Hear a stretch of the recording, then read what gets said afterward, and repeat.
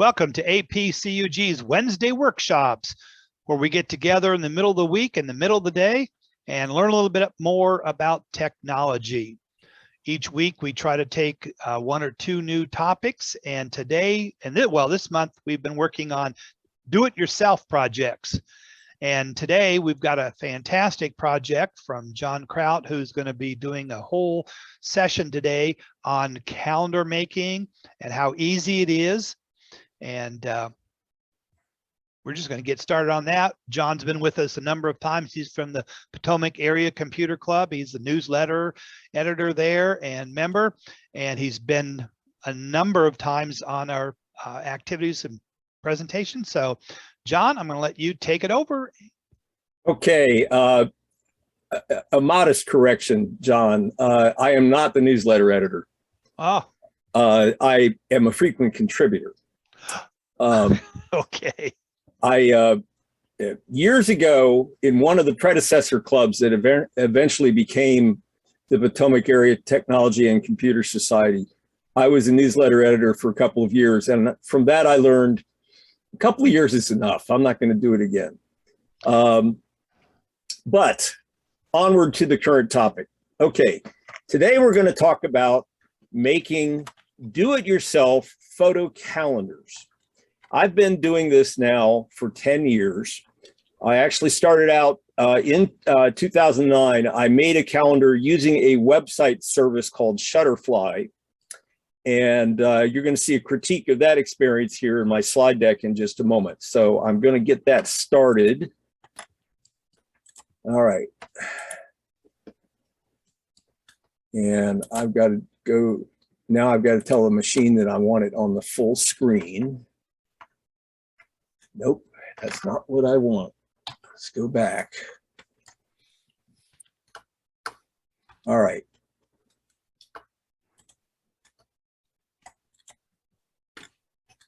Escape from that. Wouldn't you know it, I did everything except practice showing this full screen, and now my system won't let me show it from full screen.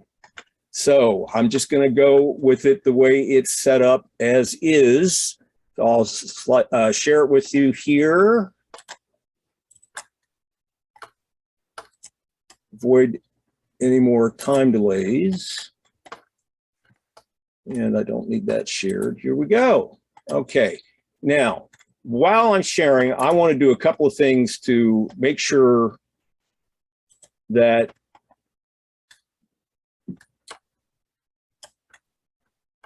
very few things are in the way of the recording on my end. There we are. Okay. So, what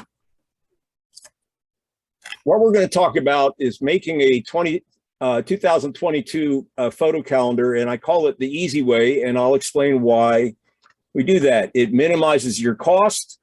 To some extent, the approach I use does take a fair amount of time, but we're going to talk about those trade-offs.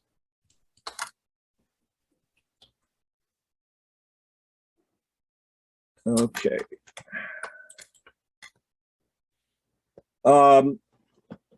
I decided to help other people make calendars several years after I started doing it for myself, mainly because with social media and smartphones, we're now awash in photos. And it's just become a part of our culture. We share photos constantly, primarily family and friends, but occasionally some others as well. So one of the things you can do to make those photos an even more prominent part of the experience of your family and friends is to create and publish a 12-month calendar, including photos. And you can do that with some files that I'm going to make available to you. I will explain that here in a moment. One way to say make them more prominent is each page of photos is in the limelight for a month on a wall or a fridge, wherever the calendar is displayed. And finding and arranging photos is relatively easy. The hard part is actually making the month appear. And that I'm going to help you with. All right. As I said, the calendar pages, each page displaying a month is somewhat more difficult. And it can be both time consuming and tedious to create those. And frankly, I know, particularly if you're already in December, calendar page design can be a showstopper. So I'm going to save you that time.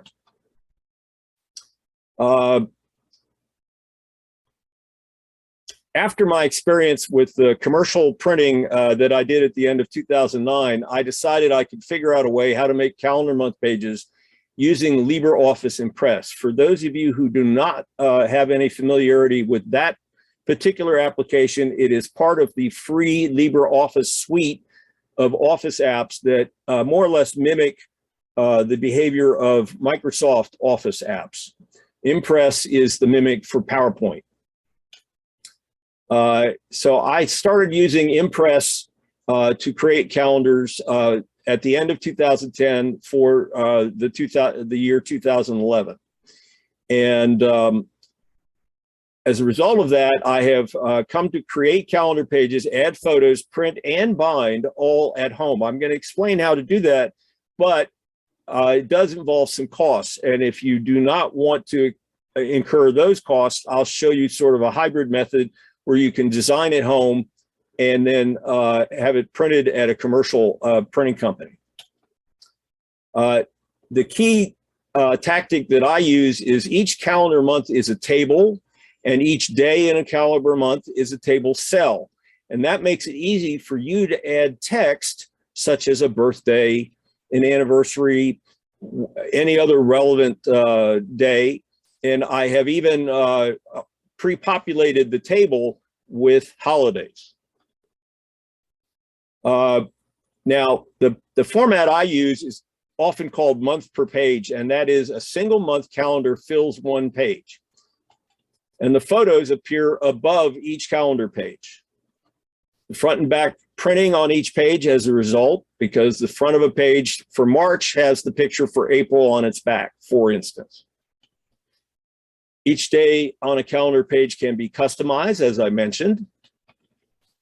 Now, there's another concept called mini months, and in my calendars, I show in empty table cells a small calendar of the prior month and the next month. I call those mini months. You have probably seen those in commercial calendars in the past. You'll see them again here today. Also, if you have a printer that can print borderless photos, you can print full page borderless photos, which I think is the way to go for a really impressive group of photos or an impressive single photo. Now, in order to save you the time of creating those calendar tables, I posted my 2022 calendar files online for free downloading and use. In a later slide of this presentation, you will see links to those, and you also see QR codes that will allow you to download them immediately if you wish. The files contain only the calendar pages and blank pages for photos. In other words, I'm not giving you my photos to publish. You put in your own. You can customize the days because they are table cells. You can type in the cells.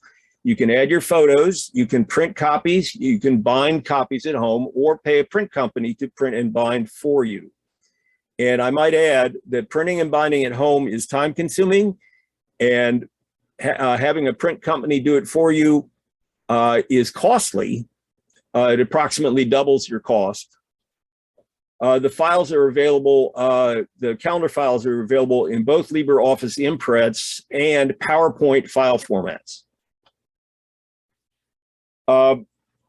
Now, as it happens, I publish my own photos in calendars. I have been an active amateur photographer and occasionally making a living at it in summer jobs when I was in college. And now I shoot digital between 10,000 and 20,000 photos per year of a great many subjects. And I choose a different photo theme for each new yearly calendar. Here's the themes I've done since I started in 2010. That first one was published through Shutterfly, and the next calendars were all published by myself at home using my home printer.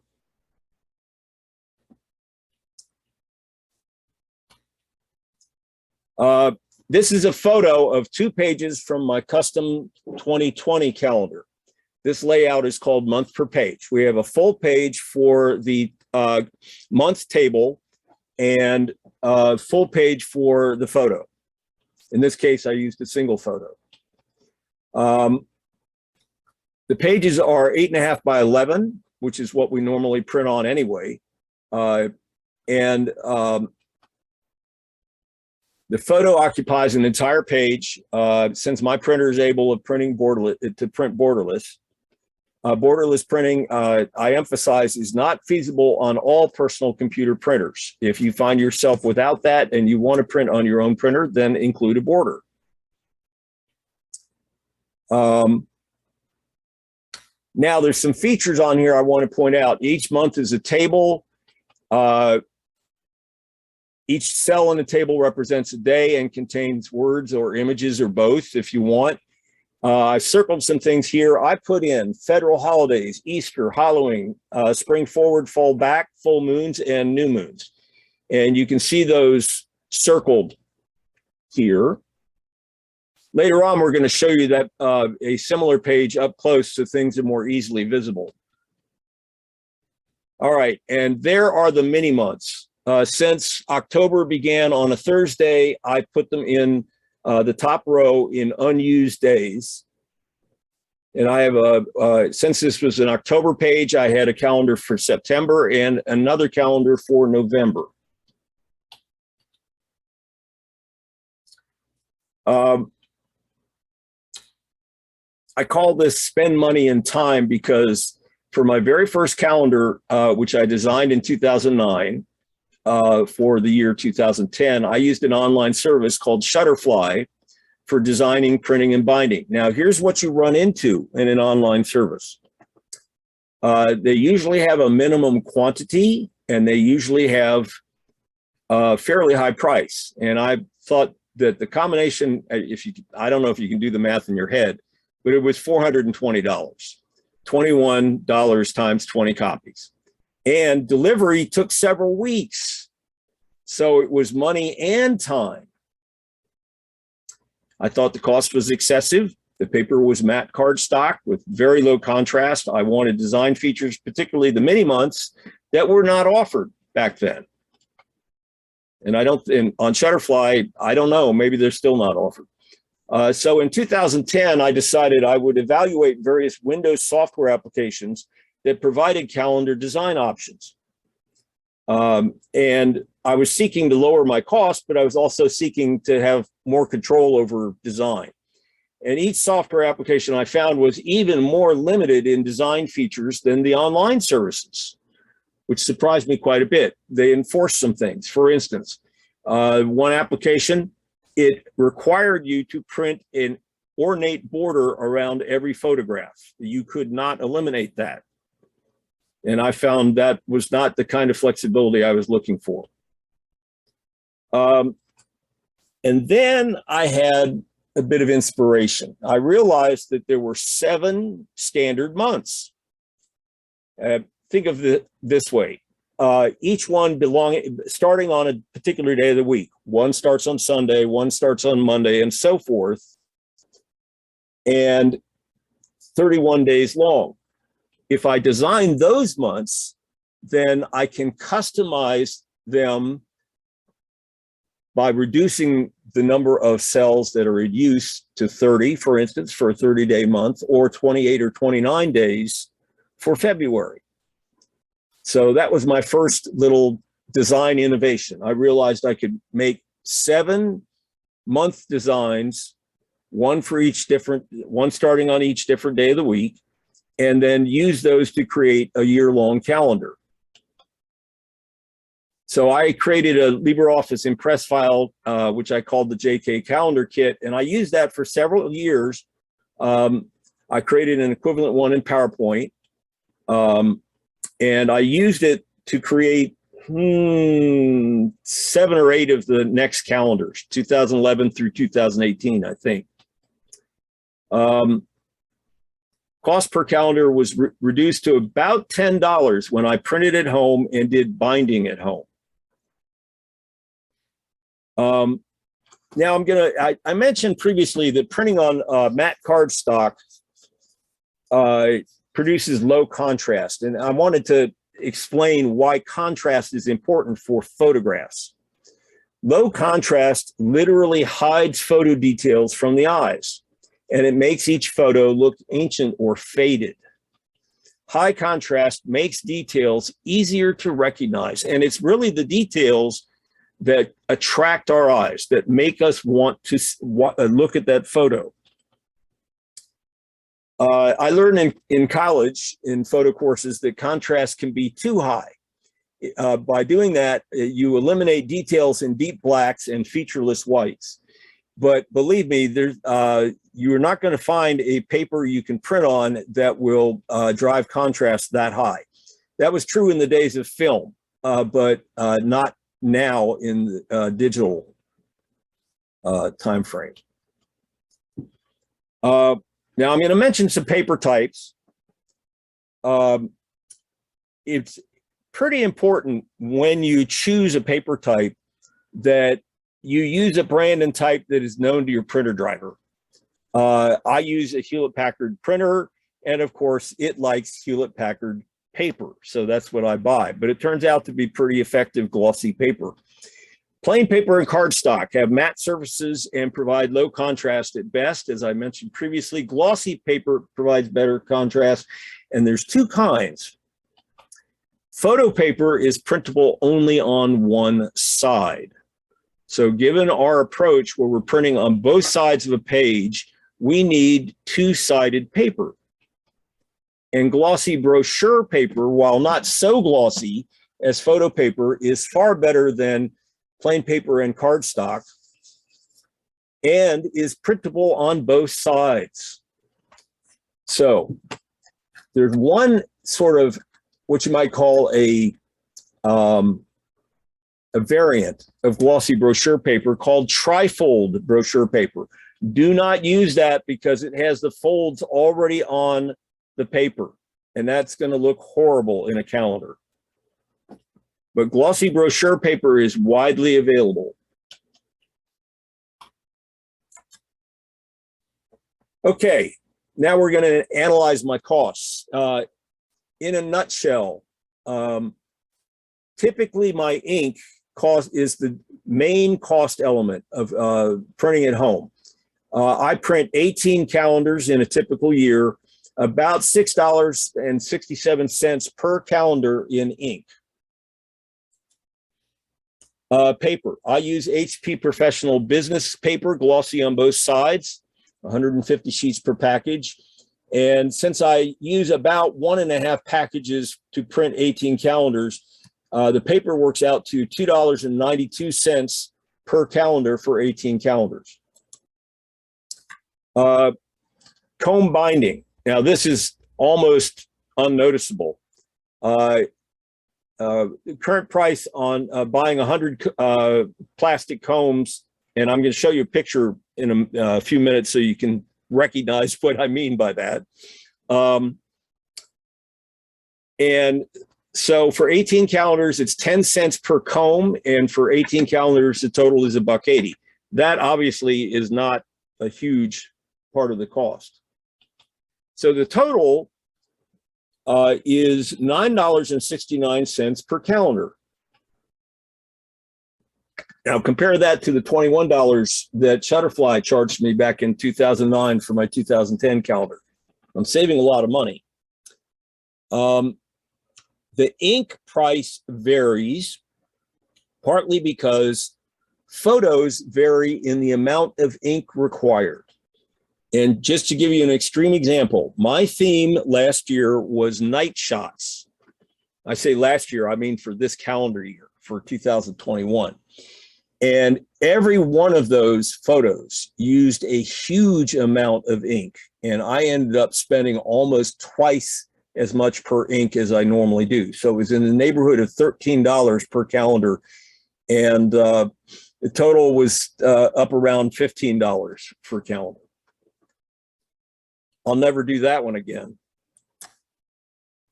In July 2020, 10 years after I created the JK calendar kit, I woke up with this interesting thought. There are 14 standard years. Remember I mentioned standard months? Standard years is a thing also. What do I mean by that? Well, before I explain it in detail, let me mention that I can make one calendar file for each standard year, and then I can use it repeatedly. As an example, 7 of the 14 standard years are 365-day years beginning on a specific day of the week. One year starts on Sunday, one year starts on Monday, and so forth. So that January 1 day of the week, in effect, determines the weekday on which every month of each standard year starts. Now here's an example of reuse. January 1, 2021 was a Friday. And it turns out January 1, 2027 is a Friday also, which means the 2001 calendar pages can be reused for 2027. We would have to do some edits for holidays, spring forward, fall back, full new moon, and so forth. But still, it's a tremendous time saver to recognize that standard years exist. The other 7 of the 14 are leap years. And as it turns out, they don't occur as frequently. We all know that. But for instance, January 1, 2020 was a Wednesday. And so is January 1, 2048. So I can wait 28 years and use that calendar over again. So in the next few weeks of that summer of 2020, I used my prior calendar files to create several standard years files and used my calendar kit to create a few more. So I've got them all now. And I've decided to share the 2022 calendar files with you. They are online. You can download, you can use them, you can change the fonts, you can change whatever you want. You can add your own photos. You can have some fun with it. And it saves you the time required to create each calendar for yourself, either using the kit or any other approach. Now, we will have links to those downloadable files later in this presentation. What is in each 2022 calendar file? Well, there's slides of instructions. There's a calendar month pages, 1 page per month, blank pages for photos above each month. Some days are pre-populated, as I mentioned, U.S. federal holidays, spring forward, fall back, St. Patrick's Day, Valentine's Day, Easter, Halloween, full moons, and new moons. And I think I forgot to include Father's Day and Mother's Day, but I'll have to do that for the future. All right, we're going to take a look at the first few pages now. The pages I'm going to show you are from the 2021 calendar files. They start with all the same info, but the calendar month January starts on Saturday in 2022. So the first page of each file looks something like this. It gives you instructions, some brief comments on printing and binding as well. Here's a page which literally illustrates, we've got certain fonts in use, mini months. We've got ghosted days for the prior month up in the top row. Unfortunately, because this is a 16:9 layout for this presentation, I can't literally show you all 5 rows of the month of January, but the main table has 5 rows, and mainly here what I'm illustrating is the fonts, and you could choose to change them if you want. It's not locked in any sense. The next page is for your calendar cover. And after that, a blank page for January photos. And after that, the January layout. And it'll look something like this. It'll have New Year's Day in it. It'll have a new moon. If a full moon occurs, it'll have that. Martin Luther King Jr.'s birthday, and so on. Many months, obviously, appear here in the top row.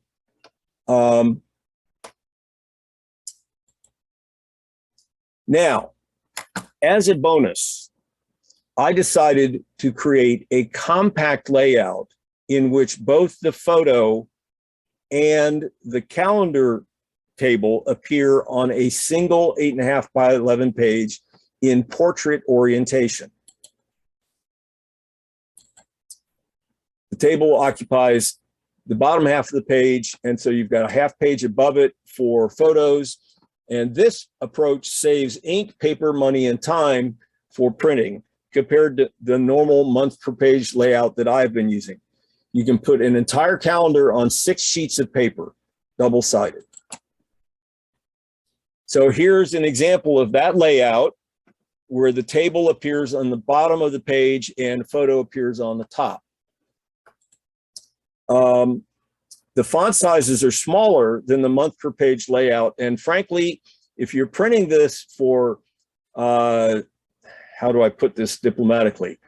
Folks like me who wear glasses may be the right way to say it. But in any event, for an older audience, you probably want to do month per page instead of the compact format because it's frankly, the compact format is not easy to read. But it does save ink, paper, time, and money. All right. So on the next page, I'm going to show you the URLs for downloading both the month per page files and the compact layout files for PowerPoint and LibreOffice Impress. And here they are. Now, on this page, I have shown you both the URL and a QR code that contains that URL. So there's really 2 ways. If you want to download these things right now, there's 2 ways to do it. One is use your phone to take a photo or use your computer to take a screen capture of this slide. And that way you have all the URLs on your hands. You will have to retype them. But also, if you know how to do it with your phone, most Android 11 smartphones and iOS 15 smartphones are able, with the camera app, to point the camera at the barcode, the QR code, and it will recognize the QR code and give you the option of loading that URL into your browser. So I'm going to leave this on the screen for a moment. So you can do either a screen capture, a photograph, or scan a barcode.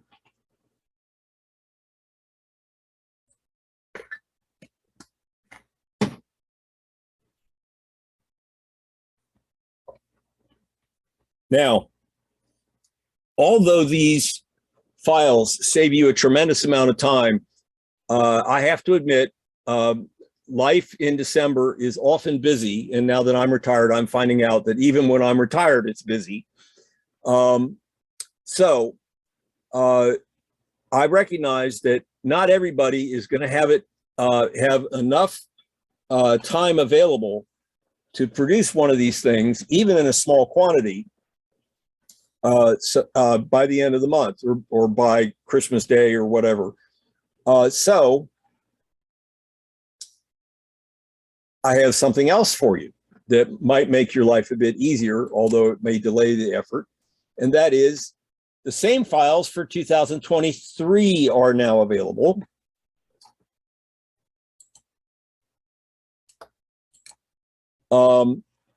So here they are with the URLs and the QR codes containing the URLs. And once again, you can do a screen capture, you can do a photograph, and you can try scanning the QR codes.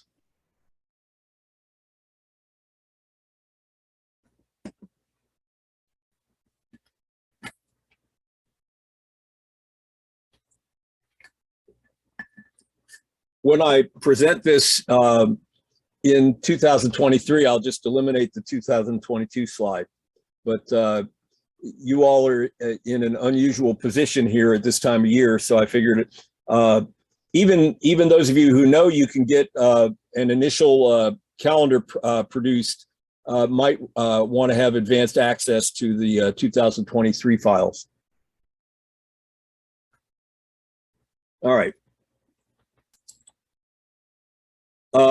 Now, production. Most useful binding technique for at-home binding is comb binding. And you may have seen or even used this type of binding previously. Here is my 2019 calendar. This is the most unique calendar I've ever created. I visited Yellowstone National Park for 6 days in 2019 and managed to shoot enough photos to create a complete calendar with photos from the park. The plastic comb is the white thing that is on the top. The binding machine accomplishes two things. One is it punches the holes in the paper so the comb can be placed in it. And two, it provides a fairly convenient method for inserting the comb. It's widely used for reports and briefings in business, in government. And so if you work for a living or you have access to an office, you can ask your boss if you're permitted to use the office's binding machine, assuming they have one. The last place I worked had one. And you can buy combs to use on the machine. In quantities of 100, the combs cost about a dime each. So as I mentioned earlier, it's not really a big cost driver, but they do a very effective binding job. Now, there's basically three approaches overall to getting the work done. I call a do it all or do it yourself at home is the approach I use. And it saves money, but it takes time. In the past, when I was working, I usually took 3 or 4 days off at Christmas time to do the printing. And that's because I print a large number of copies. If you print, say, 3 or 4, it won't take so much time. I use glossy brochure paper, as I mentioned, and I used to have a completely manual binding machine, and it kind of bit the dust in 2017. So I bought an electric binding machine. The brand name is Fellows, which probably is a familiar name for many of you in terms of computer products. And Fellows also makes combs. No surprise there. The second thing is do the design, export your design from PowerPoint or Impress as a PDF file, and then give that PDF file to a printing company. Printing companies such as Staples or Office Depot or FedEx Office or Minuteman Press, any one of those. Remember to request glossy brochure paper without trifolds. That takes more money, but it certainly takes less of your time. And there's kind of a split it option. I've never tried this, but might be worth exploring. And that is you print at home and then pay a printing company to bind it. I don't know that, I don't know any company, I haven't checked it out. I don't know if any specific company will do this. The smaller the outfit, the more likely they are to do it, I think.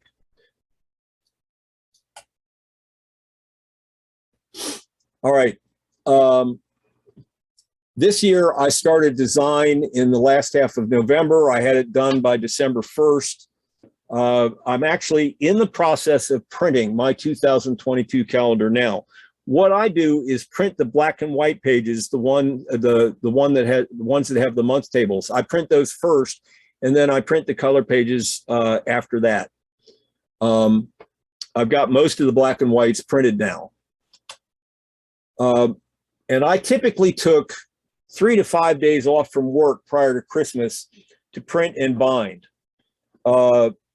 it's pretty easy to do the printing of the black and white pages overnight. I have found occasionally there's some difficulties. You run out of ink, for instance, while you're printing a color page, so you have to do it over again.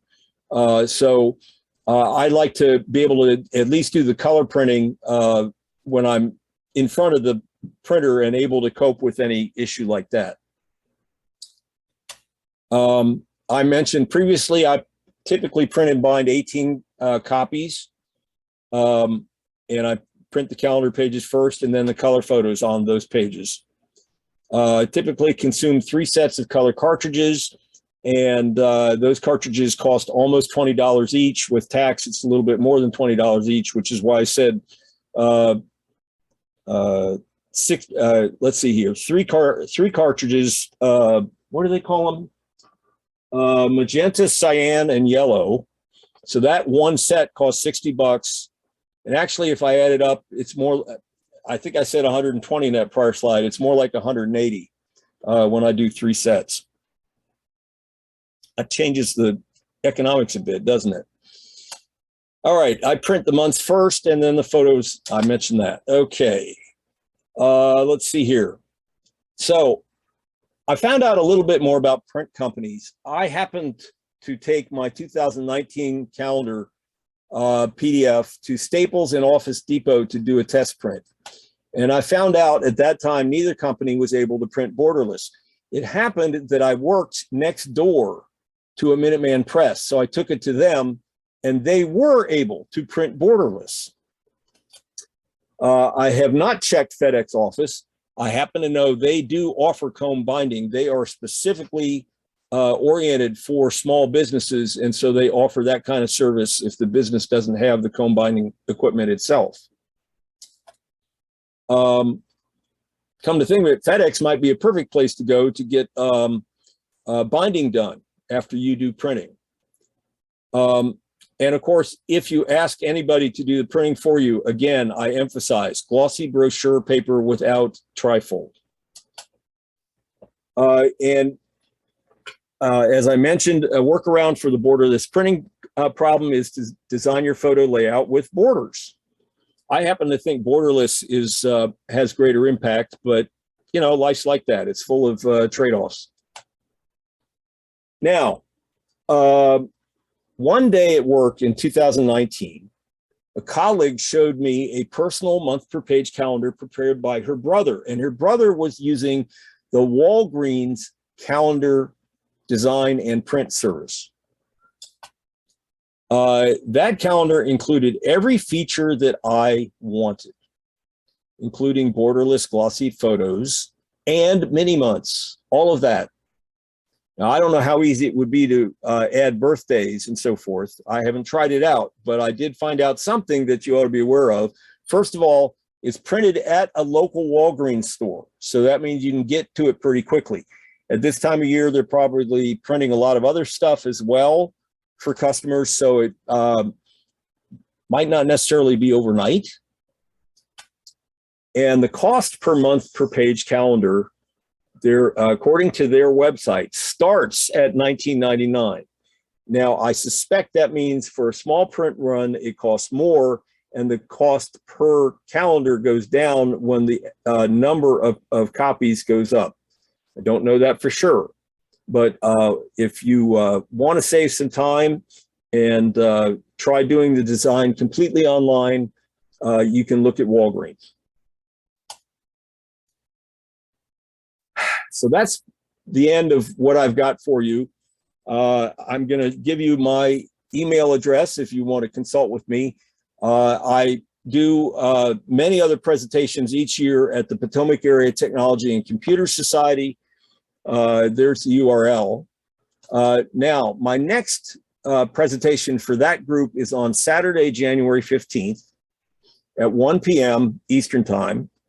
And it's going to be available on Zoom. And if you happen to be in the Washington metro region, in the Pat Ace's meeting room in Fairfax City, Virginia. My topic is a new one, tiles and air tags for tracking. These products have recently become very popular, particularly with travelers.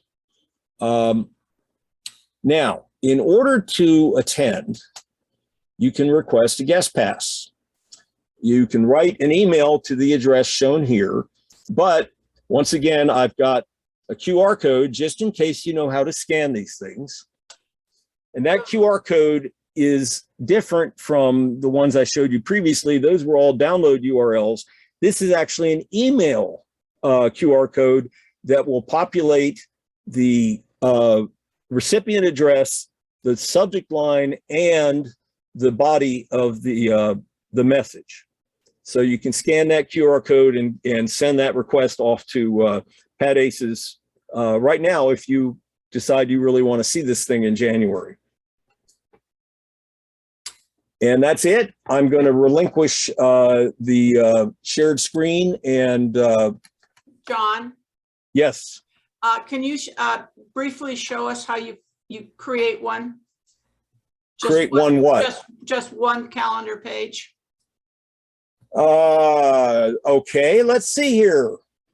First of all, I'm going to have to load my file in progress. Let's see here, recent documents. There we go.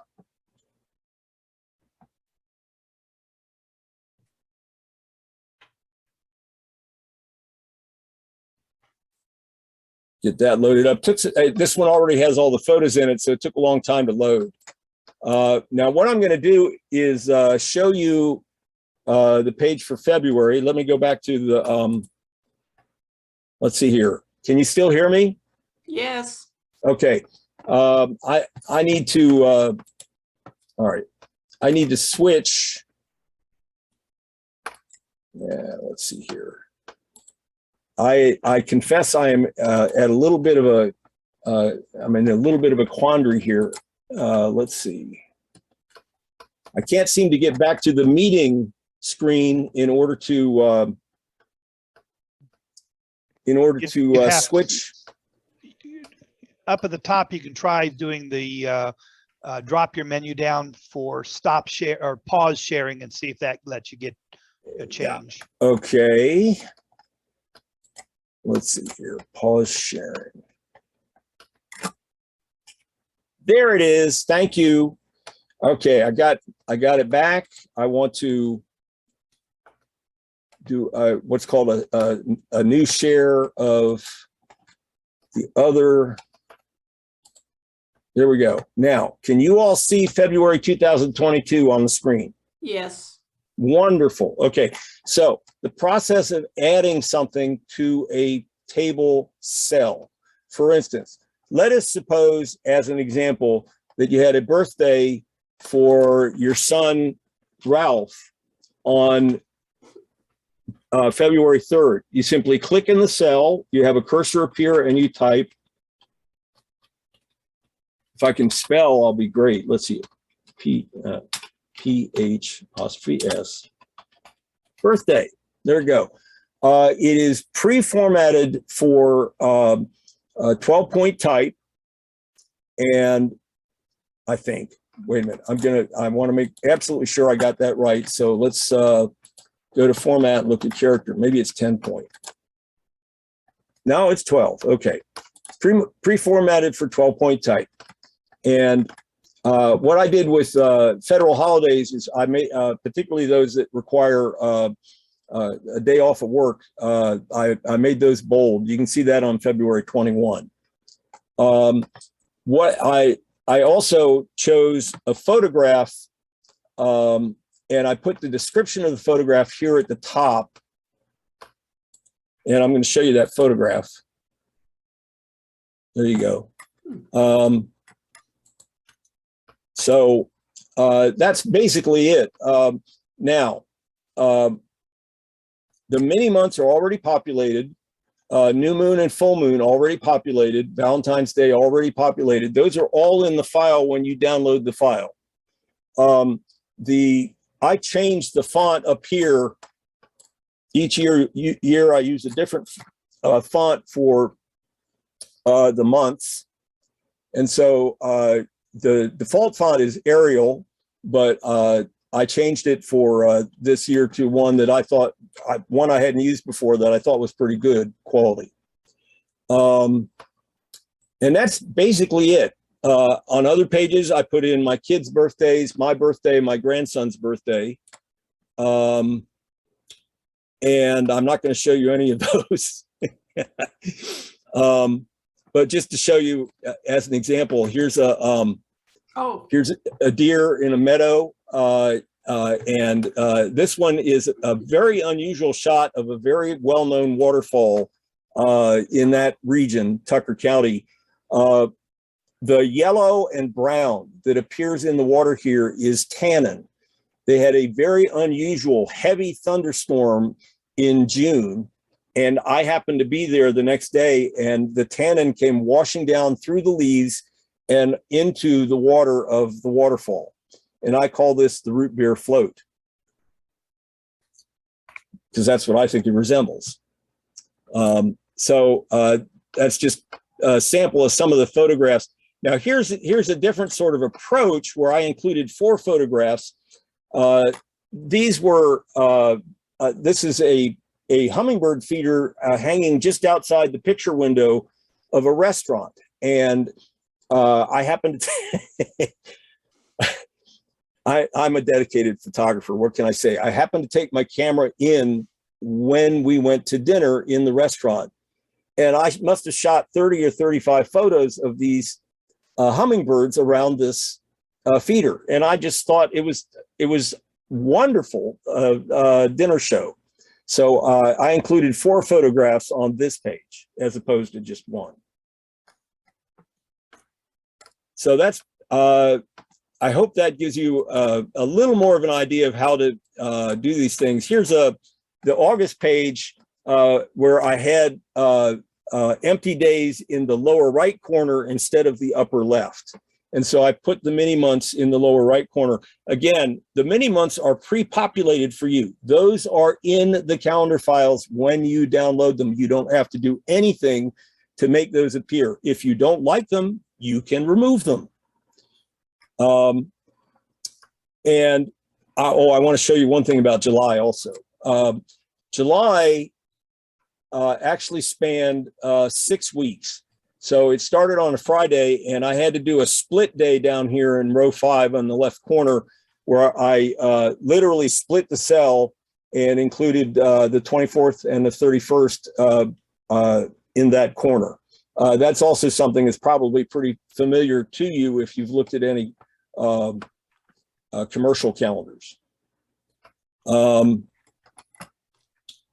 Okay. What do you think, Judy? Is that enough? Okay. So when people download your file, it's going to have the calendar. So for all intents and purposes, either in Impress or PowerPoint, whichever they use, it's going to be 12 calendar months. January through December, yes. You insert a slide between each one to include your photos. Right. Those slides are blanks. They're in the file, but they are blanks. Okay, so they don't even have to insert anything. All they have to do is file, open their pictures folder, choose a picture, and boom, it goes right in. That's correct. And they may or may not need to resize it and then put a text box somewhere like you have on the lower right-hand corner that we can see. That's actually the name of it if they want to. That's a good question. That text, I used the text box to put the theme of the calendar on each photo. I put a description of the calendar, description of the photo actually next to the month at the top of the calendar page. So this is actually the same waterfall that I showed you previously, but this is what it looks like in the middle of the winter. So I mentioned that here at the top of the January page, Upper Ellicella Falls. And I shot that in January of 2016. And incidentally, you might wonder how in the world I got that close. There is a wonderful little photo accessory called ice cleats. So I had my hiking boots on, which are waterproof, and then I attached ice cleats, and I was able to get down into that crazy, chaotic landscape and shoot this picture. Okay, can you show us your full screen, so to speak, of your cover?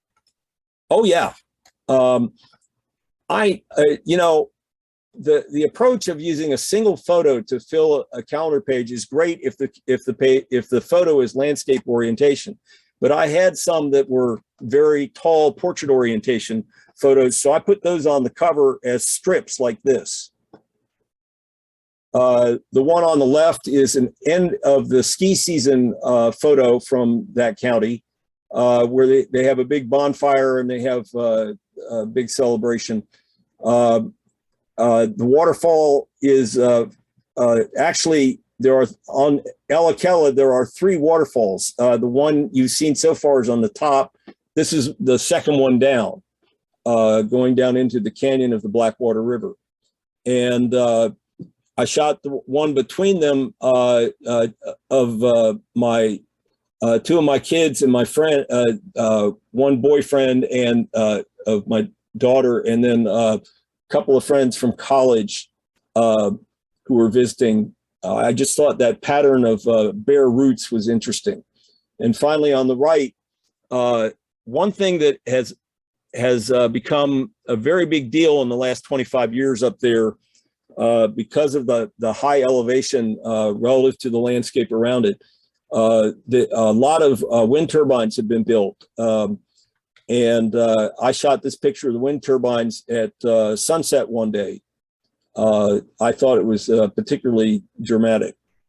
So there you go. So even though we can't see it, there's, I'm going to call it margin at the top and the bottom of each page, so to speak, for the comb, or does it encroach on the picture? Good question. I'm assuming above January 2020, there's enough room for the combs to be, for when you comb bind it. Judy, that's a very good question. I'm glad you asked. Every time you use a comb, it has to, the way you use it is to punch holes in the paper and then put the comb through it, through a group of pages. And as a result, if you do not leave a certain amount of space at the bottom of each photo, then it will, where the comb literally joins the pages is between the bottom of the photo page and the top of the related calendar page. So if you want to avoid that effect of punching holes in a photo, then you would have to leave roughly 3/8 to half an inch at the bottom of each photo page. Now, I did that for you on the calendar pages. There's enough margin so that the holes will not impact the month name or anything else you put in that area. Something else I haven't mentioned, I also punch a hole that allows you to hang it up on, allows you to hang the calendar up on a nail or hanger hook. And I regret that I didn't mention this in the presentation. What I did, there's a type of hole punch you can buy to punch holes in 11-inch paper that has 3 punches within the device, and 2 of them can be moved, can be relocated. What I did was remove those outer 2, and I used a hole punch to punch a center hole in each page. And that is a very inexpensive way to produce that. That too can put a hole. So the hole in that case would appear at the top of each photo and the bottom of each calendar page, each month table page. I have left plenty of room on the month table pages for that hole. The hole on the photo page, no, I don't attempt to try to provide room for that. And nobody has actually ever complained to me, John, you ruined your photograph by putting holes in it. So I think I'm good, but you know, that's a matter of taste, I have to admit. So if you don't have anything at the bottom, like feet at the bottom of your photo, you really don't have to worry about it because you're not going to cut anything off. Maybe just like a little bit of your windmill or your roots and things like that. Right. And you can see in this case, the way I've arranged these pictures, really punching holes in at the base of the bonfire or the bottom edge of the waterfall photo. That's really not going to cause anybody any heartburn. Okay. Now let me think about it for a minute. Actually, this is the cover photo. This appears on the back of the photo for of the here. Cover photo followed by this photo. So cover photo appears on one side, and the Judy, you may have hit on something important for me here. So this is the photo that has a hole at the top and a center hole at the top and binding holes at the bottom. This one will have a center hole at the bottom and binding holes at the top.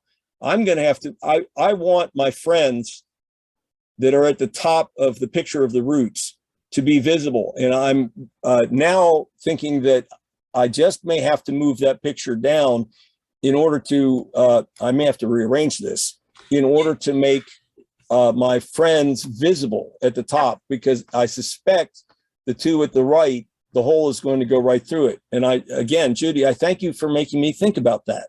I will send you my consulting fee price, no problem. Well, in this case, you would print that one, you'd stick it in your 3-hole punch, do a test, and oops, I just cut off their head. Yeah, or whatever, and then you could tell that way. But that's why, and that's why, particularly if it's the first time you're doing this sort of thing, it's worth doing a single print, going through all the binding and hole punching and whatever you have to do just to learn those things before you've made a tremendous investment in ink. So now I want to revisit the economics. Actually, given the fact that I'm paying $180 in ink, means that instead of $6.67, it's about $10 in ink per calendar. So the total calendar cost is going to be something like $13. And that's at the quantity that I'm doing. If you only create 3 calendars, your ink costs are going to be far less. And of course, you may be using a printer other than mine. So your ink cost could be more or less depending on which printer you use. And where are you buying your ink? Actually, that's very interesting. The ink prices have gone up during the pandemic. No surprise about that.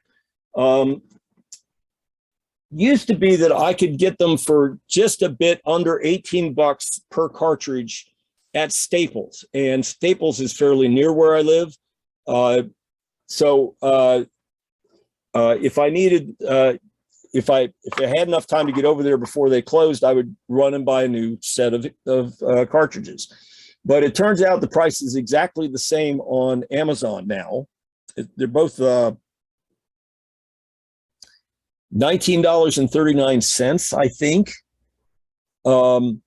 So I just ordered a new set of 3 from Amazon yesterday, and they'll show up tomorrow.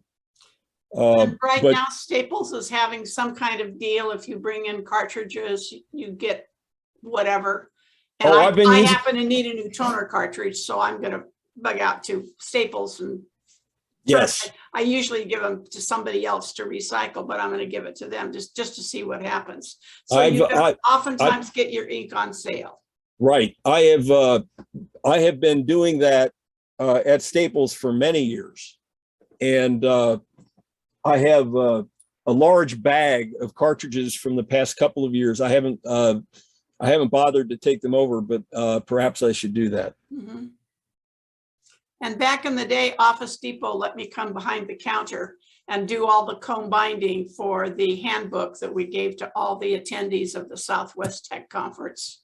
No kidding. Oh, yeah. And they'd that's- leave me all by myself, and somebody would come to the counter and, excuse me, and if I could answer the question, I answered it. And if not, I sent them to look for somebody with a blue shirt on out on the floor.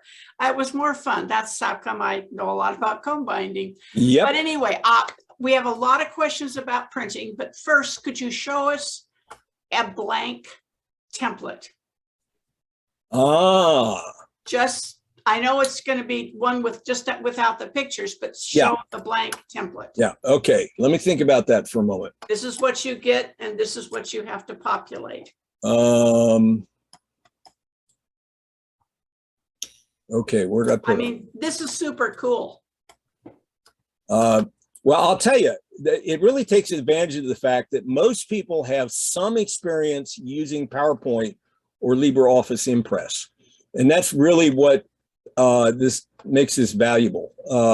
These are simple applications, relatively simple applications that people can learn without much trouble. Let's see here, the 2022 and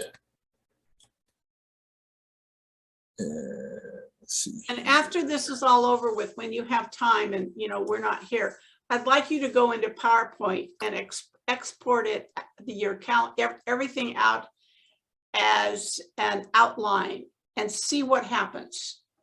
See if you get your calendars into Word, because people are familiar with Word.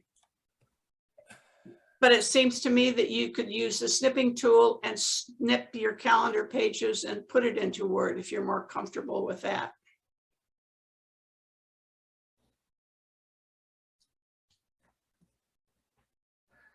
I'm gonna have to think about that. Okay, let's open, I'm gonna open the calendar file, and I'm gonna have to switch the screen share once I've opened it. There Okay. it is. We can see Oh, it. you can see it now? Yeah. Excellent. Okay, so this is now I use the term grid. You should read table. I'm trying to change, eventually I'm going to change the files so they all say calendar table or tables instead of grid. Grid was the term I originally used for the page that contains a calendar month, but I think most people would be helped more if I called it a table, because that's what it is, really. Right. And you're typing in a cell, so to speak. If you're an Excel user, you're just click on a box, and you can call it a cell if it makes you happy. The only thing that it won't do, which I dearly wish it would do in PowerPoint or LibreOffice Impress, is math. I'd love to be able to type a 1 and then add 1 to it in every day to build up a month, but that's not how it works. So, but you've already built out the months for us, so we're happy. Well, I have indeed, but it's just one of those things that occurred to me along the way when I was trying to build standard years. So there's the January. I'm going to move back to the fourth slide. It says insert your January photos here. Then there's January. Then there's insert your February photos here. Then the next slide is February, and so on. It's just like that. What's the last one? The last one? Yep. Let's see here. Well, I've got December, but on the back of the December calendar, I typically put an essay that gives people a little bit of extra information about some of the photos. And so you can do that on the back cover. People who prepare commercial calendars, instead of putting a front cover like I did, they put a thumbnail of each of the 12 photo pages. I have an acquaintance who's a professional photographer who publishes a photo calendar about West Virginia every year, and he does that on the front cover. I take it back. Well, I think he does. In any event, I've been toying with the idea of simply putting thumbnails on the back cover, but that's because I really enjoy putting together a front cover of additional photos. So I put an essay back here, and let's see here. Anything else, Judy? Questions about printing? Okay. And yes, everybody will get a handout as usual, and it will go out to you today. So if you want to, you can start working on your calendars. Okay, please go ahead with the questions. Okay. Printing them off with my handy dandy laser printer here. A comment, check your library. Sometimes they have comb binding machines, and you can ask if you can use them. All they can do is say no, but they just might surprise you and say yes, which would be way cool. And you could give them a few pennies for using it if they really didn't charge you anything. Okay, everybody really wants to know how you print this. So do you print all the calendar pages and then you turn it over and you print the pictures on the other side? Isn't that specific to your particular color printer? No, it's not. Okay. And let me explain. Okay. When I print in landscape mode, the top edge of each page comes out on the left side of my printer. Now, I can't swear that's a standard that applies to all printers. What I would suggest you do, if you don't know what side of the page, the top edge of your landscape print will appear on, I suggest you print a simple page on your printer in landscape orientation with the word top at the top so you can tell. In my case, it comes out on the left side of the printer. Now, here's the key for printing on the opposite side. Turn the paper, put it in the slot in the paper supply area so that the page that you have printed faces up, and the top edge of that printed page is on the opposite side, the right side. And that will allow the next photo to be properly oriented on the back of the page. So when you print a January page, in my case, it came out on the left side with the top edge on the left side of my printer. So I rotated it, put it into the supply area, the paper supply, and with the printed calendar table facing up and the top edge of it on the right side. And then I printed the February photo on the back of the January page. And you just repeat that pattern for every page. If you're going to do the two-sided printing at home, that's all it takes. It's really not complicated. But the key is to recognize which edge, when you print landscape, is the top edge. And you can determine that with a simple experiment, like I mentioned.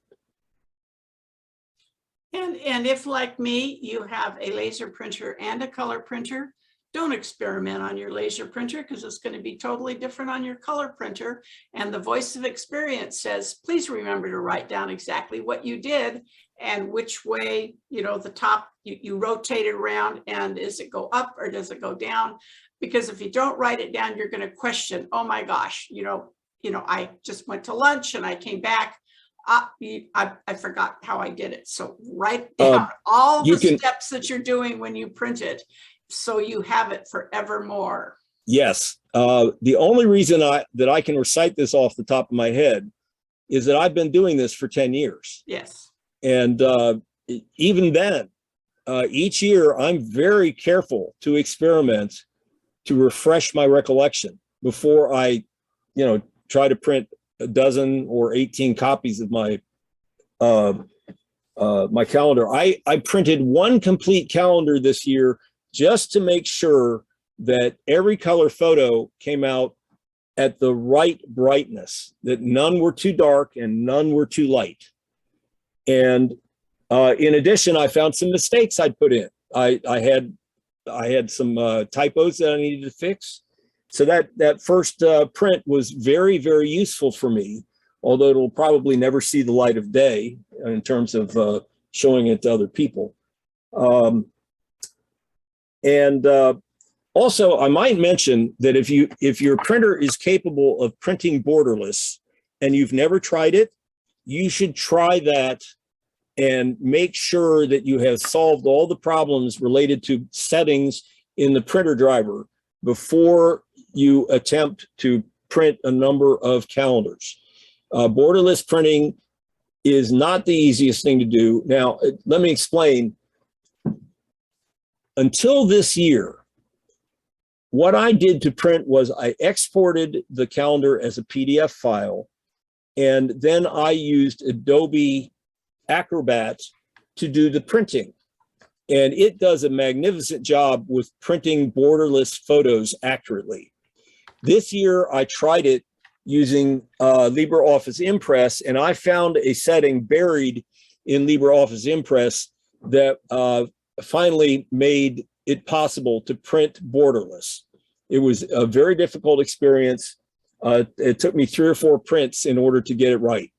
And I was quite frankly puzzled because I'd forgotten about printing it using Adobe Acrobat, which I'd done in the past.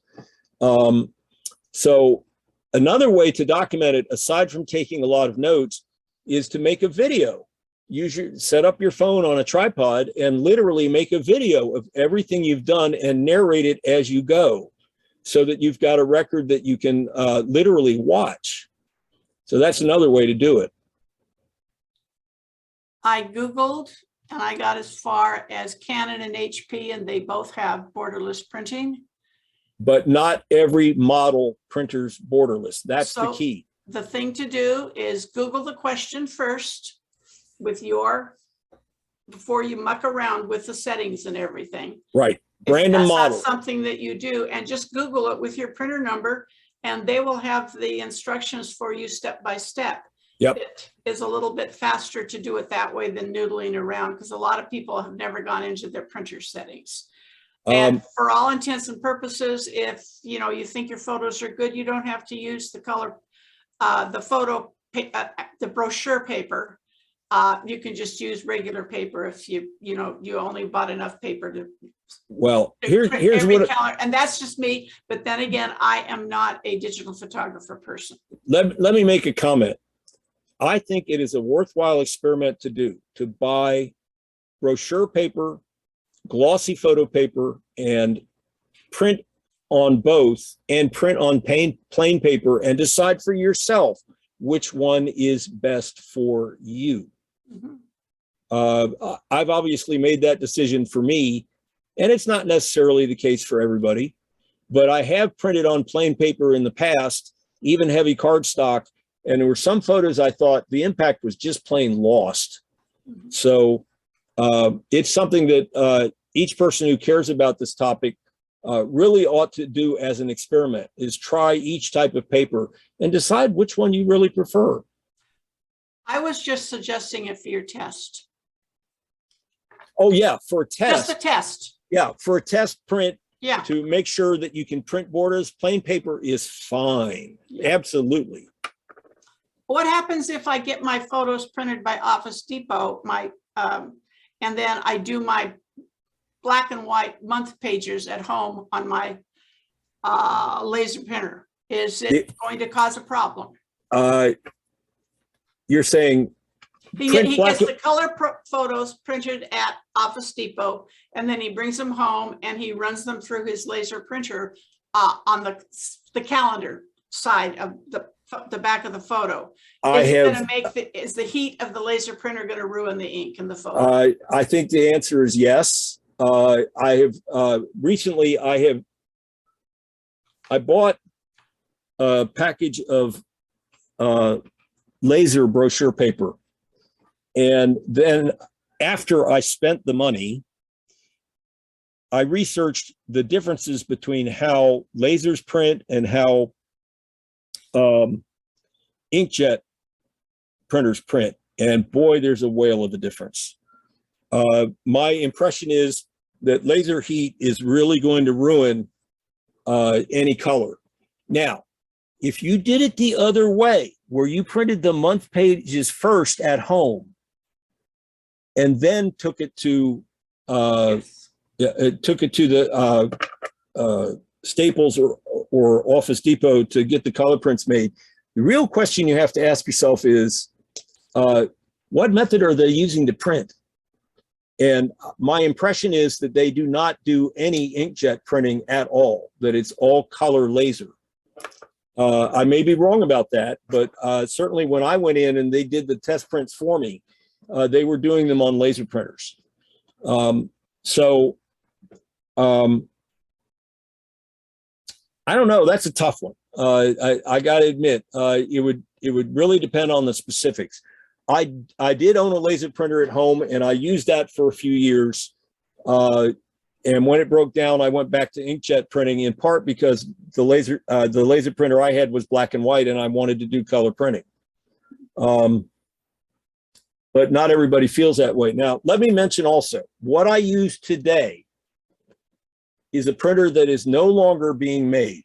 It is a Hewlett-Packard DeskJet 7110.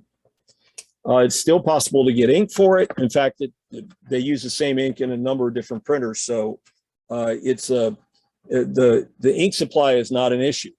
I bought the 7110 specifically because it had a wide carriage, so I can print 13-inch by 19-inch paper. And I have several packs of color glossy photo paper sitting here at that size, because I occasionally print something that looks nice as a poster. But when I looked at the HP website, I found not only was the 7110 discontinued, but I couldn't find another wide carriage printer, at least not for consumer use. So that was a little bit disappointing, but you don't need a wide carriage printer to print borderless on 8.5 by 11. You do need a printer that's capable of doing that. John, how about, there you go. Now we can see you. I got tired of talking to the PowerPoint.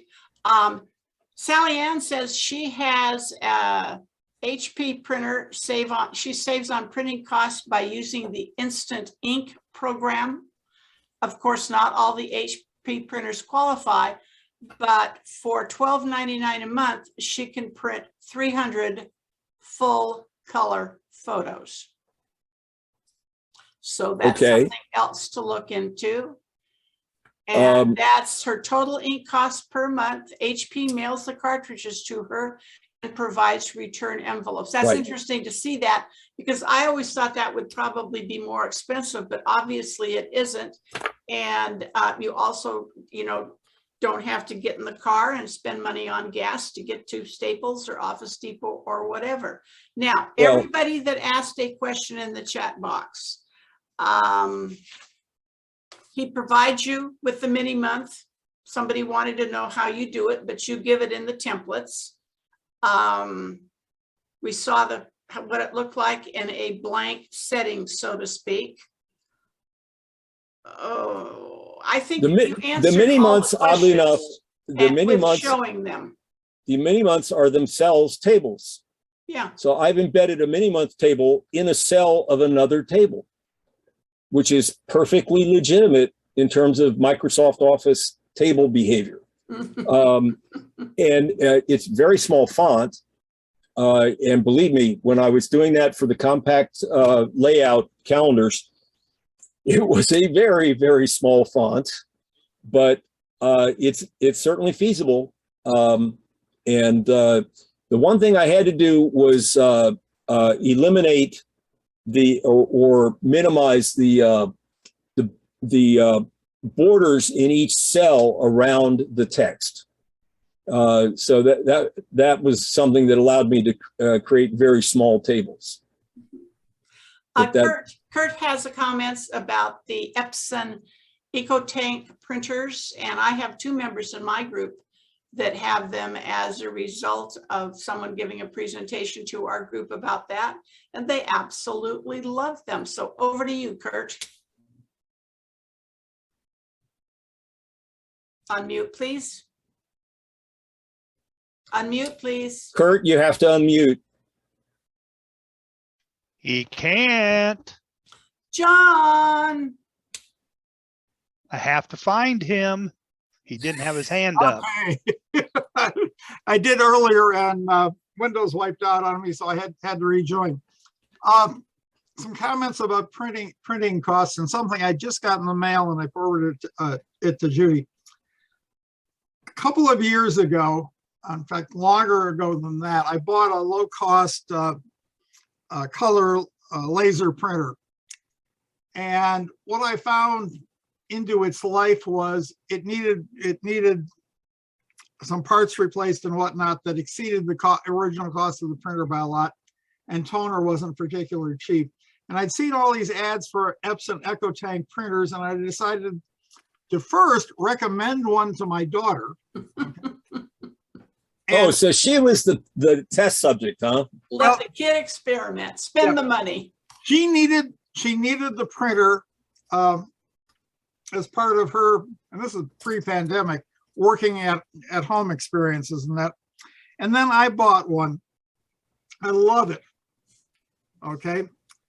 I looked at it, and I purchased it through Sam's Club online. By doing that, I got a decent price for the printer, and they threw in an extra set of bottles, because the ink comes in bottles. Okay. When I opened the box, I think there are 4 or 5 bottles per set, and I had 2 complete sets, okay, to start with, plus an extra black one. Okay. That was a couple of years ago, and I still haven't opened up any of those additional supplies other than the ones I put in originally. It works, it duplexes, okay, which I love.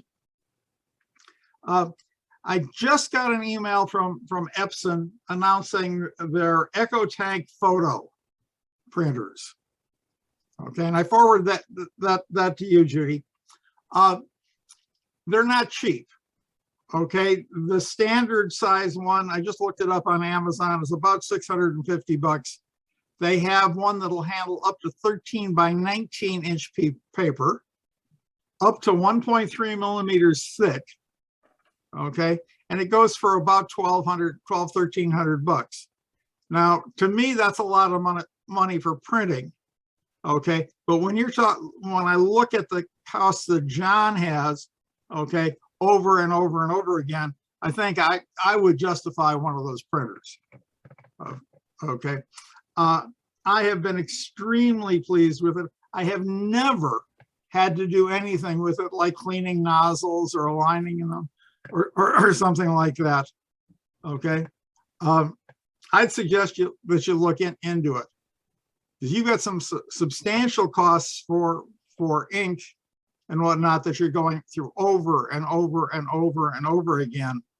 And I just think you ought to look into that technology. And Well, if you if I are could- using like Walgreens or somebody else to print your color photos for you, bear in mind, don't give them the whole entire batch. Have them print 1 or 2 and see if you like how it turns out. When we had the Southwest Tech Conference digital photo contest 1,000 years ago, we had one guy who attended, and he was a fantastic photographer, and he preferred Costco. He lived in Ventura. He didn't like the way that Costco printed them. He would drive up to Santa Barbara and have that Costco, he would send them online to them, but that's where he would go. I mean, so each Walgreens, each CVS, each entity is going to do a different printing process. All right. Like Walmart. That's how picky he was. And I'm assuming all you guys who do fantastic photography, you're going to be that picky too. So just let me check that box too someplace. Let me make one comment, Kurt, and I apologize for phrasing it in this fashion, but you know, if you walk into a large photo club, like there's one here that I used to belong to in Northern Virginia, there's always a Canon camp and there's always a Nikon camp, and they love to snipe at each other. Well, to some extent, it's also true in Epson versus Hewlett-Packard. And Canon. But let me comment about why I have stuck with Hewlett-Packard. Hewlett-Packard did something that Epson, as far as I can tell, has never done. When they print a pixel of color on a page, they stack the colors. That is, it's some combination of cyan, magenta, and yellow, and they print all three in exactly the same area. Epson prints 3 adjacent dots in a triangle. Now, that means, from my viewpoint, that means that I get far greater resolution out of Hewlett-Packard than I would out of Epson. By far, the largest print job I do in a year is for my calendars at the end of the year. But I also do a fair amount of color printing for various photo contests. Unlike the APCUG photo contest, there are some where I have to submit prints. And so I have to print photos, usually 8 by 10, in order to compete in those contests. And as a result of that, yeah, I run through a fair amount of ink in a year, but it's no more than one additional set other than the 3 I use for printing the calendar. If I worked out the, let's see here, if I work out the math on, you said the Hewlett-Packard deal with the monthly shipments was $12.99. Is that correct, per month? No, she said $13.99. $13.99. So just estimate $14. It's actually about the same money that I spend at the end of the year. It's about $180, and you probably end up with more sets of ink. So that might actually, in terms of an economic approach, that might actually work out pretty well. And I'm an Epson kid. I've always loved my Epson color printer, but then again, I don't use it that often because I'm a laser printer person and I print mostly in black and white. But, and again, Epson, HP, Canon, whoever, is all in the eye of the beholder. It's what you see is how you're going to think it looks great. And I prefer an Epson. That's just me. Anyway, we have someone who would like to see how you put a table within a table. They might want to, instead of using your templates, do it from scratch.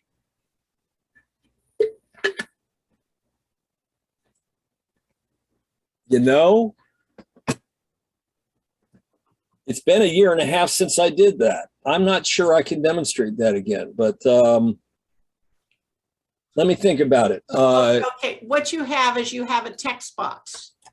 So if you have your, your blank ones down at the bottom and you don't have enough room for all of the big squares and you have to cut it in half, you can create 2 mini text boxes, split it in half, copy it and paste it in there. I do that all the time with a table on a table or a picture, a text box on a picture. And it's well, just in this case, experiment. In this case, in each table cell that contains a mini month, there's actually 2 different things. There's the name of the mini month, which is just ordinary text in a cell. But then there's the mini month itself, which is a table. It's a very tiny table that I created on a separate page, and then I just copy and paste from that other page into the cell where I want it to appear. I created a separate mini month for each. It's effectively the standard month concept. I've got a mini month for each day of the week, starting on each day of the week. So, for instance, I'm looking. This is. I don't know if I can show you this. Nah, it's not going to work. The camera doesn't like it. This is my page for January 2022. And it's got a mini month for this month, December. Well, December started 1 week ago on a Wednesday, December 1. And so my mini month for December, which appears in the January 2022 page, that mini month starts on a Wednesday. The February of February of 2022 starts on a Tuesday, so that mini month that is included in the January page starts on a Tuesday. So effectively what I did was create 7 mini month tables, each one 31 days long. And when I had to populate one for the mini month for February into this January page, I simply deleted the numbers for 29, 30, and 31. And that makes it February instead of a 31-day month. It's very simple. And I would just let John, who has already done all of the hard work for us, and use his templates. And I'm a table person. I'm a word table person. Yep. And I would no more want to do that. I'm saying, thank you so much, John, for doing this. I appreciate all the time it took you to do it. And I don't have to. That does not happen often. You guys know that we get stuff like this dropped in our laps. Well, I'll tell you, I used to do a presentation that explained how to use the JK Calendar Kit. That's been up online for a few years. And I even put a video on YouTube explaining how to use the JK Calendar Kit. And not many people did it. And I thought, why is that? And the fact is that I put together, I was using the calendar kit at the time to do a number of years. So for me, it was not terribly difficult. I was familiar with it. But other people, they just had a big learning curve to overcome. So I decided, okay, once I had this idea of standard years, I could create a standard year beginning on Thursday, and another one beginning on Friday, another one beginning on Saturday, and so forth. Why not let other people use them? It doesn't hurt me. If I were trying to make money off of it, yeah, I would sell access to these things, but I'm not trying to make money off of it. Let Walgreens do that. Boy, they'll certainly apply a very efficient vacuum cleaner to your wallet. But in this case, I figured, hey, this is part of what the user group experience is about. We each have some strengths, we each have some weaknesses, we can help each other. And this is an example. And that is a true statement. That's what we're here for. APCUG is here to share. And I'm doing my darndest to get presentations for people to share their knowledge with us, which is my just segging right into, if you give presentations to your group, warts and all, you saw him say, okay, no, have I done that? And, wanting to get verification that yes, he has what's on his screen, what we see and he sees and everything. We call these warts and all presentations. Nothing in the world has to be perfect. And it's just giving the presentation to your group, but we're a bunch of strangers. But some of us have been hanging out together since May 2020, and we're no longer strangers because we've seen each other at least once a month, or we've attended each other's computer club meetings. So again, if you have something you would like to present, that would be absolutely fantastic, because to be honest with you, somewhere along the line, I said this, that we're going to run out of ideas, and Bill said, we're not going to run out of ideas. But, it's pulling from here and pulling from there. And gosh, can I ask somebody to do something that I've seen them do? So don't be shy.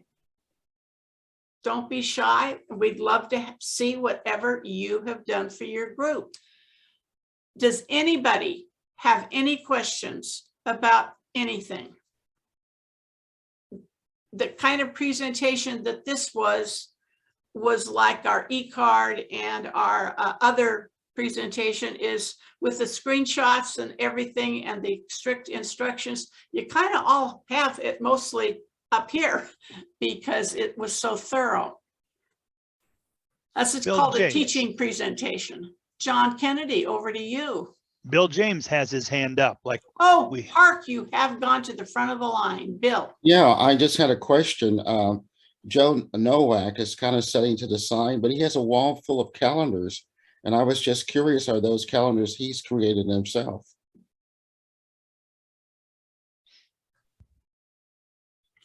That's Joe Nowak down there. I borrowed those calendars.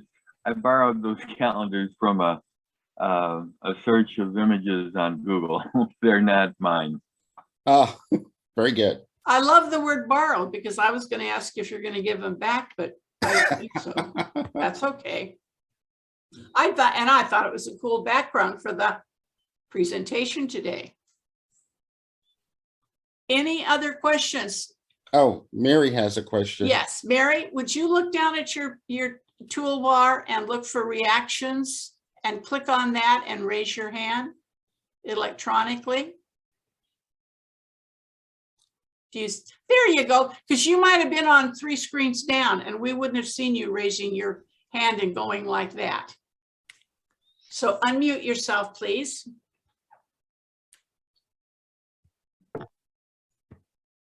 Okay, I just want to thank John because I have been doing Shutterfly calendars for probably 10 years and the cost is, like you say, horrible. I do probably 4 for 4 gifts, and I include grandchildren's pictures, all kinds of pictures. But the problem is the shipping has now gone up. It's like $10 to $14, $15 if you ship 2 together. I mean, it's unbelievable. This is something that Shutterfly has done. They've reduced the mandatory minimum count, but they compensated for that by raising what they call the shipping cost. And I know it's not a shipping cost, good grief. But they raised the shipping cost so that no matter how you approach it, the minimum you spend is, well, it's terrible. It makes you itch for an alternative approach. And that is, Yes. you know, even after 1 year, that's what drove me to find a way to do it myself. So I am so excited, and you did an excellent presentation. I Thank used you. to teach PowerPoint way back when I was working. I taught all kinds of IT things. So I don't want to spend the money for the Word and Microsoft things. So from watching these Zooms, I did download the LibreOffice, and I do like it. And I'm sure I can find my manuals from 12 years ago, and most of it I can still try to figure out and apply. Did you So thank you so much. your office to have the PowerPoint ribbons so you're familiar with it from the get-go? Do I have the PowerPoint ribbons? No, I'm did sorry. you change Impress to have the ribbon like we use in the Office products? That makes it super simple to use because we've all used PowerPoint. I don't know. What does ribbons, or the stuff across the top now Yep. or down the side? Just across the top like we have in Yep. PowerPoint. It's interesting. I'll send you an email, okay? Because Thank John you. showed me how to do, John Kennedy showed me how to do that. Judy, And I have a topic about something about shipping. I just got finished mailing the photo contest and newsletter and blah, blah, blah prizes. And I stopped at UPS with one of them. And I said, how much to get this to Paul Howard in Virginia so he can present it to John at their meeting? It's the only one that worked out that they're meeting in person, so to speak. And he looked me right in the eye and said, $50. And I went, you better be kidding. No, I did not say that. And that was a week. That was a week. And they needed it by Saturday. I said, how about by Saturday, 85? And I thought, you gotta be kidding. I said, thank you very much. Picked up all my stuff. And I said, I think I'll try the post office. He said, good luck, ma'am. And with that, I went out the door and thought, well, I wonder how much it's going to cost there. And I went $11.75 instead of 50. I'm recommending the post office still, but please, if you're mailing it, use their packaging. It's cheaper. When I rolled in, I had wrapped this in brown paper and they said, put it in this box, it's cheaper. So I brought a bunch of boxes and envelopes and everything's flat rate. And it says, doesn't make any difference how much it weighs. So please use the post office's packaging if you're going to use their mail system.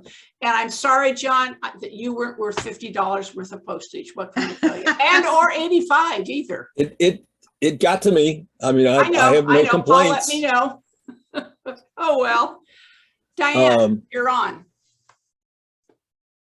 Unmute, please. Hello. Hi there.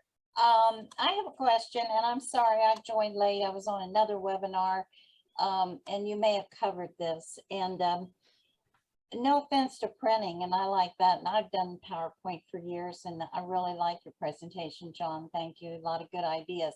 But I was wondering if someone wanted to do a calendar and produce it digitally. Do I need to explain more of what I'm asking? Did I hear a question in there? You Yes. wanted to Rather than printing your calendar, could you output it or save it so that someone could use it digitally? You know, like just use it as a screensaver, or have it pulled up on their computer every day. Well, there is a fairly simple way to do that. Both PowerPoint and LibreOffice Impress have in their file menu an opportunity to export. Okay. And you can export as a PDF. And I have done exactly that. I've exported it for some of my friends. There's sometimes when I think, you know, I shot pictures. Let's see if I can give you a good example. I visited a friend in Colorado, and I shot some pictures around there, and I wanted to share them with her. But let's see, I'm trying to remember all the details. The end result was that I put them in a calendar, and I didn't want to print it. So I exported to a PDF, and I sent that PDF file to her. So that's one way to do it. You can also, if you want to construct a screensaver, you can export each slide in the file as a PNG or a JPEG file, and then you can put those into in a directory and use them as a screensaver. Yeah, that's what I was thinking. I just wanted to know if you'd already covered that, and just bring that up in case someone was interested in that. Yeah, I did not cover that, but I routinely export. You just save it as a JPEG in PowerPoint. Yeah, right. Okay. I knew that too. I just wanted to cover all the bases. And PowerPoint has a slight advantage there because you can export every slide in the file as a JPEG in one command. Mm-hmm. I believe in LibreOffice thus far, I have only seen the ability to click on each slide and export each slide individually. That means if you're going to export 24 slides, you have to do 24 clicks and 24 exports. That's LibreOffice Impress. However, the point is, if you wanted to make it into a screensaver, and I've actually done this. I've made it into a wallpaper. I did a 12-month for my employees where I worked. I made a 12-month calendar and circled the pay dates on that calendar and turned that into a single page that could be used as a wallpaper on a Windows computer. And that turned out to be something they really appreciated. Okay, thank you. I was thinking, I live in a senior community, and I do the newsletter. We have a lot of clubs, and everybody, a lot of them do calendars. You know, if somebody wanted to do that digitally each month for their club, you know, and send it out, and then add pictures to it also of things in their club events. What a good idea, Diane. Hey, John, I'm sure you're going to add Diane's question about doing it electronically to your presentation. So the next time you get it, you include saving it as a PDF or as a JPEG, you know, and that would be a really good addition. Yep. since everybody's digital, and then you don't have to pay any money for printing or shipping. Yep. Well, I don't That'll want to get work. in trouble with John, Judy, but thank you. Diane, Uh-huh. the next time you attend one of the workshops, would you please wear a jacket? I'm sorry.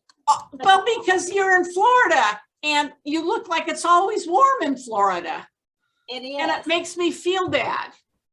Okay. I mean, I'm in California and I've got 2 shirts on. It's all a 59 outside. Yeah. And you're living the good warm life there. I'm Tomorrow, so my sorry. Can I ask John a question? I sent him one. Yep. I saw West Virginia on the pictures. Tucker County. That you mean my background photo? Yeah. Is that what, are you? Well, from West actually, Virginia? it's pretty nearby.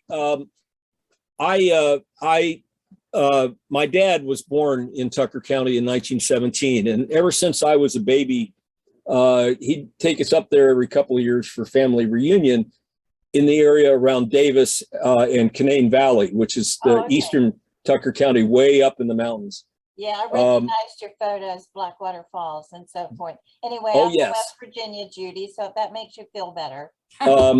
This particular photo is because my daughter married into a family who vacationed every year around Deep Creek in Garrett County, Maryland. Oh, okay, Which is- I know that which- too. Yeah. Yes, it's just up the road from That's right. Thomas on US 219, and they invited us up to a ski weekend, and it snowed for 3 solid days. And then on Sunday morning, I woke up and saw this, and I decided I had to shoot it.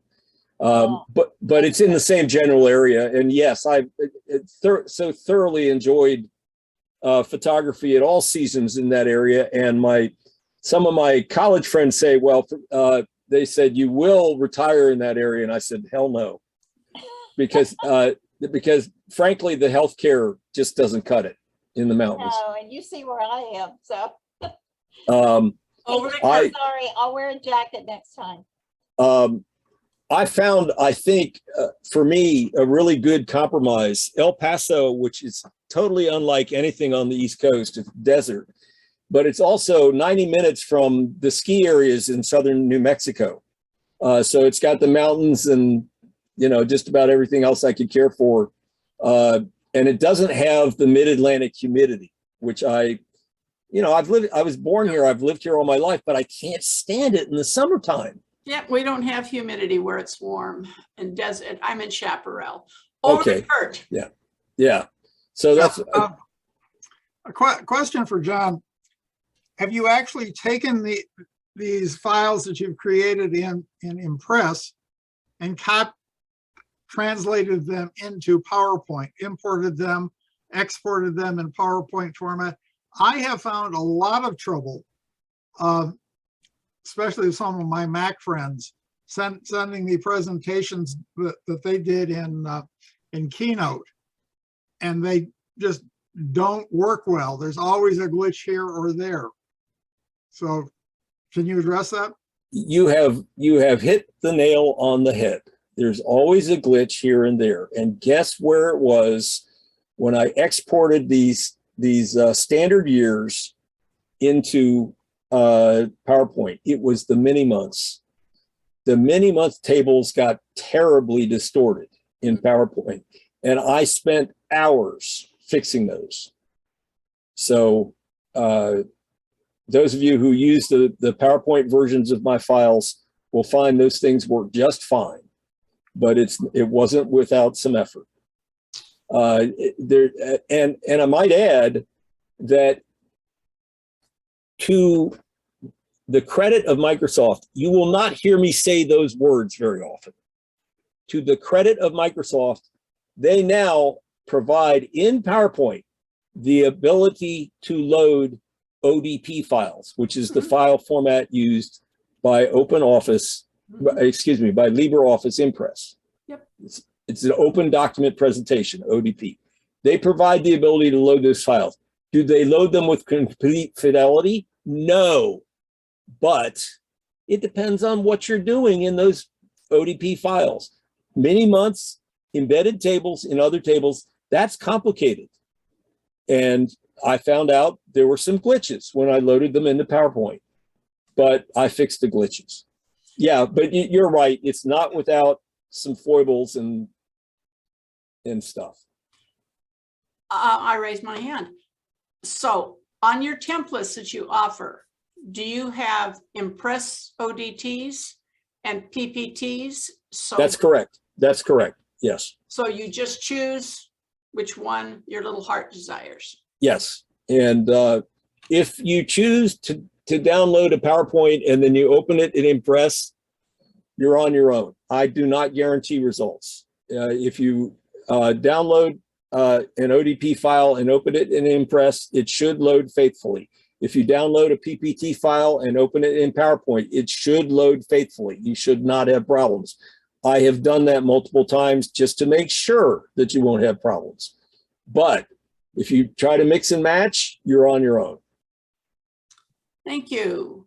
Does anybody else have any questions? We're to the going, gone place. Outstanding, John Krout. Thank you very much for doing this presentation. Over to John Kennedy, who will take us off stage and tell us what's coming up next week. Yep. We got one more Wednesday workshop, Learning Linux. And this month's edition is going to be on software installation and removal in a number of different ways that we do it in Linux. I will also announce that the Wednesday workshop team is taking a little well-deserved vacation for a few weeks over the holidays. We'll be back the second Wednesday of January with a roundtable open discussion and some other interesting things that Judy and the team are planning together, plus more. And we've got plans for future workshops. We always have room for new ideas and new presenters. So, please drop those off with Judy Tallur. Yes, Judy. And at our roundtable, it's all about what you guys are planning for your groups in 2022. And hopefully enough people will share information so the light bulb might come on and, oh gosh, we could do that. That's different. And what APCUG can do to help you. We are your umbrella organization. And my theory is it's our job to help you with anything you guys need, except if you send me a topic for a presentation, I don't have somebody to do it, then you're out of luck on that. Yeah. But I had a request for, are you going to do something on Chromebooks? Yes. Bill James is going to be doing his nifty Chromebooks presentation. And then I'm going to ask the geeks, Chris and her husband, to do something on Google Photos and Chromebooks and things like that. So ask, and if I can find somebody to do it, your wish will be granted. Yeah, and we're hoping to have Lieutenant Kim Lopez back in the new year with hers. Think of the roundtable as a theme. What are you going to do in 22? John comes up with all the good titles. I'm that way. Mine are just bullet points. We want to thank go ahead. I do have one comment. Folks, I appreciate your willingness to stick with us this afternoon. It's been a long meeting. I am going to update my slide deck to get the economics, the cost stuff accurate. When you see it, it will be in the form of a PDF. And in that PDF, all the links that I provided, the URLs, those will be live. You will be able to click on them and immediately download the files that you have chosen to click on. So I just wanted to let you know that's coming soon. I haven't sent it to Judy yet, but after I get the corrections done this afternoon, I'll send it off to her. And then it will be off to you. And then I expect you to share your calendars with us at a future meeting. And literally, if you do decide to do this, it would be fun to know that you did. Oh, yeah. And if just one person gets in touch and said, I made one calendar and it really turned out cool, and the person I sent it to thought it was the cat's meow, we'd love to know that. Yes. Any teacher loves to know some follow through like that. And this was a teaching presentation today. John, take us off. All right. thanks so much. Have a happy holidays with you, whichever ones you're celebrating this month. And the Linux people, we'll see you next week, and everybody else, we'll see you in the new year.